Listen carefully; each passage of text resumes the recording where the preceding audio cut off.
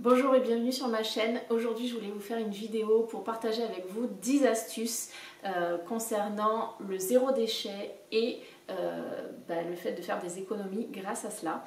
Donc pourquoi je suis dans cette démarche? Parce que je suis maman de 2 petits garçons et que les poubelles se remplissent à une allure folle, et en fait j'ai pris conscience des choses que je jetais, des choses que j'achetais et qui avaient énormément d'emballage, et j'ai commencé à me renseigner sur l'impact que ça avait sur la planète. Et du coup j'avais envie de partager avec vous 10 astuces simples à mettre en place qui vous permettront de réduire vos déchets et aussi de faire un geste écologique, et en plus, et ça c'est pas négligeable, de faire des économies. La première astuce, c'est d'avoir un seul savon gel douche pour tout le monde. Nous actuellement, donc les enfants ont 2 ans et 9 mois, donc on utilise ce type de gel douche. C'est une huile de douche et on l'adore. Elle n'a pas d'odeur et elle convient à toutes les peaux, donc c'est parfait. Chose à savoir aussi, c'est que moi je l'utilise pour me démaquiller sous la douche et je n'ai plus besoin d'utiliser de démaquillant puisque c'est une huile, et du coup je sors de sous la douche et je n'ai plus rien sur le visage. Donc ça c'est vraiment super. La deuxième astuce, c'est d'utiliser des lingettes et cotons lavables et réutilisables, de ne plus acheter de coton jetable. Alors j'en ai quand même pour changer les couches de caca. Les enfants ne sont pas encore propres, donc j'utilise quand même des cotons classiques. Mais pour tout le reste, tout ce qui est nettoyage du visage, pour le démaquillage si je ne l'ai pas fait sous la douche ou autre, j'utilise ce genre de coton. Donc on en trouve en vente. Après, pour ceux qui sont un petit peu plus bricoleurs, vous pouvez réutiliser des serviettes à vous et mettre un bout de tissu derrière et puis coudre ça. Là, bon, c'est des lingettes que j'ai achetées, mais vous pouvez tout à fait vous les créer vous-même. Une autre astuce que je voulais partager avec vous, c'est de refuser les sacs au drive. Je pense que tout le monde a dans sa cuisine ou dans son coffre de voiture des tonnes et des tonnes de sacs cabas ou des tote bags, et moi je vous conseille d'utiliser ces sacs là quand vous faites vos courses. Pour ma part, c'est une des premières choses que j'ai fait pour réduire mes déchets et j'en suis ravie. C'est juste un coup à prendre, c'est pas contraignant et ça va vite. Et moi qui fais des courses au drive, il me suffit de mettre en commentaire pas de sac s'il vous plaît, ou bien de cocher la petite case je ne veux pas de sac, et à ce moment là on vous amène vos courses dans votre voiture et on remplit directement vos propres cabas. Donc ça c'est un petit geste mais qui est très facile à mettre en place et qui ne va pas perturber l'organisation familiale. Autre astuce, c'est d'utiliser des gants de toilette. Alors personnellement, j'ai pas du tout été élevée aux gants de toilette, mais en fait je me rends compte que c'est pas mal utile pour remplacer les lingettes bébés après le goûter, etc., pour nettoyer les mains ou le visage. C'est vrai que j'avais tendance à prendre une lingette, la jeter et voilà. Maintenant j'ai presque fini mon stock de lingettes que je ne garde que pour les déplacements hors de la maison, et à la maison j'utilise un gant de toilette. Et où que vous alliez, si vous allez chez des gens, tout le monde a un gant de toilette, donc pas la peine d'emmener vos petites lingettes parfumées. Oui, ça sent bon le bébé, mais c'est un déchet et en plus vous l'achetez, vous le payez, et du coup si vous n'en achetez plus, vous faites des économies. Donc voilà, le gant de toilette c'est tout simple et c'est bien utile. On reste dans la même lignée, je n'achète plus de sopalin, c'est fini. Maintenant j'utilise les lingettes microfibres. Donc les lingettes microfibres, c'est ultra utile pour remplacer le sopalin, que ce soit pour un verre renversé par terre, pour nettoyer un plan de travail, pour un enfant qui veut, qui est tout barbouillé. Si vous n'avez pas de gants de toilette, vous pouvez aussi prendre des lingettes microfibres, il n'y a aucun souci. Voilà, moi j'en utilise une par jour et à la fin de la journée, hop, je nettoie ma table par exemple, et je mets dans la machine, sachant que j'ai une machine à laver qui tourne assez fréquemment. Donc voilà, ça c'était la petite astuce, lingette microfibre, j'en suis fan, et plus de sopalin.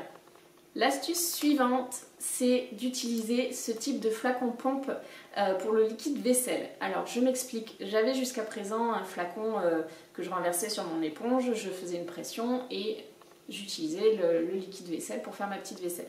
Et en fait, j'utilisais une quantité astronomique de liquide vaisselle et je m'en rendais compte, mais je ne savais pas comment faire pour pallier à ça.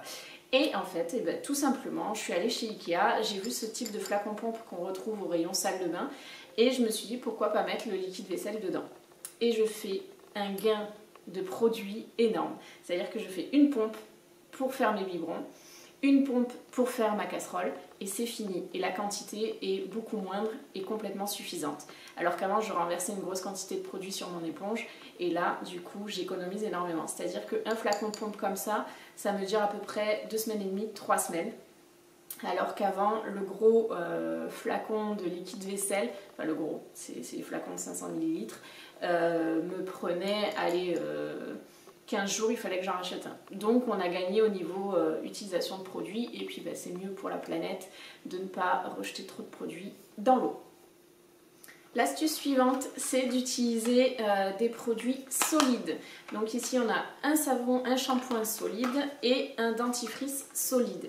C'est des choses que j'ai achetées au tout début de ma démarche zéro déchet en sachant que j'avais envie d'acheter ces produits pour les tester, mais ensuite je me suis renseignée et en fait on peut tout à fait les faire soi-même.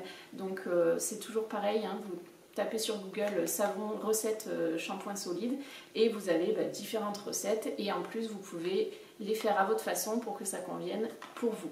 Et ensuite au niveau du dentifrice solide, alors on n'est pas très convaincu.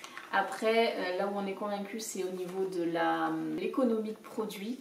Là, il n'y a pas de souci, ça dure beaucoup plus longtemps qu'un tube de dentifrice classique. Après, il existe d'autres formes de dentifrice zéro déchet. Donc, quand c'est pareil, sur internet, vous pouvez trouver énormément de recettes et d'astuces dentifrice zéro déchet. Donc, nous, on a celui-ci qui se présente sous forme, hop, de petits diamants au bout d'un bâtonnet. C'est pas désagréable, c'est juste que c'est complètement différent et qu'il faut s'habituer à l'utilisation de ce type de dentifrice. Alors l'astuce suivante, c'est d'utiliser les brosses à dents en bambou puisqu'elles sont complètement recyclables alors que les brosses à dents classiques ne sont pas recyclables. Donc là, on pense vraiment à la planète avec ce type de brosse à dents et une brosse à dents de toute façon c'est fait pour brosser, donc que ce soit du Colgate ou en bambou, ça aura la même efficacité.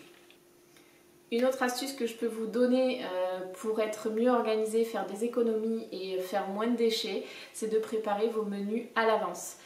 Préparer vos menus pour la semaine ou pour 2 jours, ou ça dépend de la fréquence à laquelle vous voulez faire des courses, mais en fait il y aura moins de gaspillage alimentaire et vous pourrez faire des courses en fonction de vos besoins et peut-être privilégier du coup les petits producteurs ou acheter des légumes frais plutôt que des légumes surgelés ou en conserve.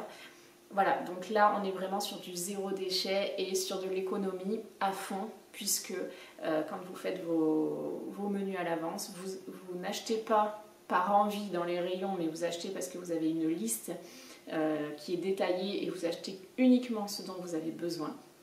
Et en plus vous gagnez du temps parce que le soir vous ne vous demandez pas qu'est-ce que je fais aujourd'hui, et vous gagnez de l'argent puisque vous achetez que ce dont vous avez besoin.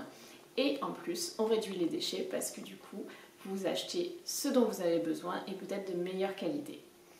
Dernière astuce qui est toute simple et je pense que vous en avez déjà entendu parler, c'est de baisser la température de la douche quand vous prenez une douche. Moi, j'étais une grosse consommatrice d'eau chaude, donc je prends toujours mes douches chaudes, je vous rassure, mais j'ai baissé légèrement le thermostat et petit à petit on s'habitue et finalement une douche trop chaude, je ne peux plus les prendre.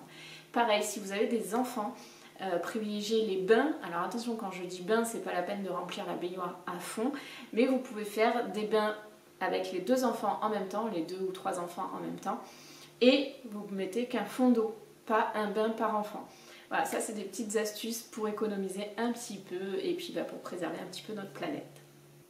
Voilà, cette vidéo est terminée, j'espère que cela vous a plu. En tout cas, sachez que moi, c'est des astuces que j'ai mis en place sans trop de difficultés et qui n'a pas du tout perturbé notre vie de famille. Au contraire, ça l'a plutôt simplifié. Donc j'espère que vous pourrez en faire autant. Et voilà, il ne faut surtout pas oublier que le moindre petit geste pour la planète compte. Je vous fais des gros bisous, je vous dis à bientôt. Ciao!